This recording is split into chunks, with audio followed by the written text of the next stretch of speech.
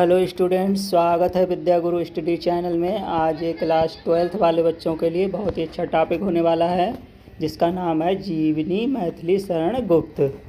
ये जीवनी UP board class 12th के एग्ज़ाम में अक्सर आती रहती है। तो चलिए इसको शुरू करते हैं बिना देर किए हुए। सबसे ऊपर हेडिंग डाल देंगे जीवनी मैथिली शरण गुप्त और इनका जन्म देख लेते हैं। जन्म कब हुआ था? सन 1886 ईस्वी में। जन्म स्थान इनका चिरगांव झांसी। पिता का नाम सेठ रामचरण गुप्त।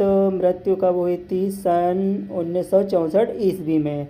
कृतियां देख लेते हैं इनकी। साकेत, यशोधरा, भारत भारती आदि। भाषा खड़ी बोली, शैली भावनात्मक, उपदेशात्मक आदि।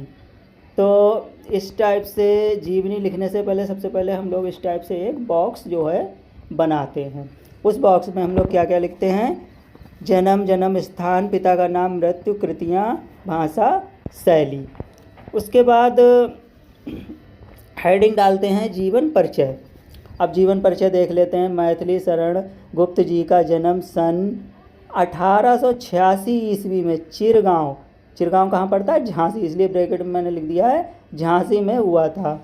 इनके पिता का नाम सेठ रामचरण गुप्त था। इनके पिता काव्य प्रेमी एवं धार्मिक व्यक्ति थे।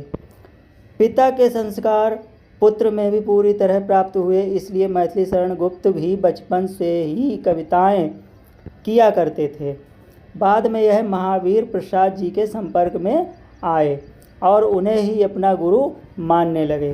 कुछ समय तक गुप्त जी महात्मा गांधी के साथ स्वतंत्रता आंदोलन में भी रहे थे। इन्होंने देश प्रेम, समाज सुधार आदि विषयों पर रचनाएं की हैं। राष्ट्र के प्रति अपार प्रेम होने के कारण इन्हें राष्ट्र कवि कहा जाने लगा। तो इसमें एक चीज़ ध्यान रखने वाली बात है कि राष्ट्र कवि किसे कहा जाता है? मैथिली शरण गुप्त जी को। सन 1964 ईस्वी में इनका स्वर्गवास हो गया। तो जो कुछ भी हमने बॉक्स में लिखा था वही सब जीवन परिचय में हमें लिखना होता है।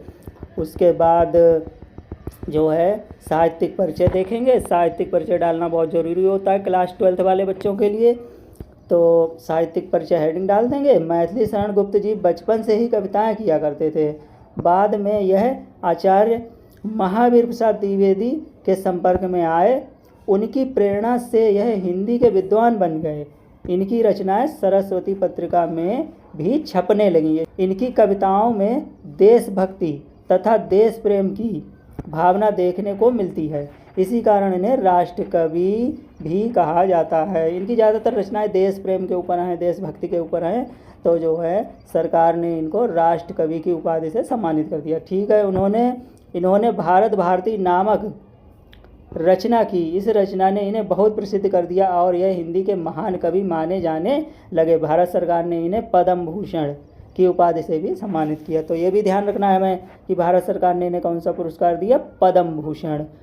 चलिए उसके बाद में कृतियाँ देखते हैं इनकी कौन कौन सी कृतियाँ हैं। तो कृतियाँ हेडिंग डाल देंगे। कृतियाँ ये निम्नलिखित हैं।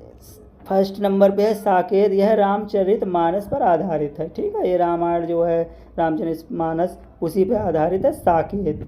यशोधरा, इसमें यशोधरा के चरित्र का वर्णन किया गया है। फिर भारत भारती, यह देश प्रेम पर आधारित रचना है। भाषा में लिख देंगे खड़ी बोली, और या फिर इस टाइप से लिख देंगे कि मैथिली शरण गुप्त जी ने अपनी रचनाओं में खड़ी बोली का प्रयोग किया, तो थोड़ा बड़ा हो जाएगा। फिलहाल खड़ी बोली लिख देंगे तब भी सही है। खड़ी बोली, शैली भावनात्मक, उपदेशात्मक आदि, इस तरह से लिख देंगे। तो स्टूडेंट्स, ये था आज का टॉपिक और ये बहुत ही इम्पोर्टेंट टॉपिक है। आप लोग इसको आराम से पढ़ लीजिए और इसको याद कर लीजिए। तो मिलते हैं अगली वीडियो में एक नए टॉपिक के साथ। तब तक के लिए बेस्ट ऑफ लक।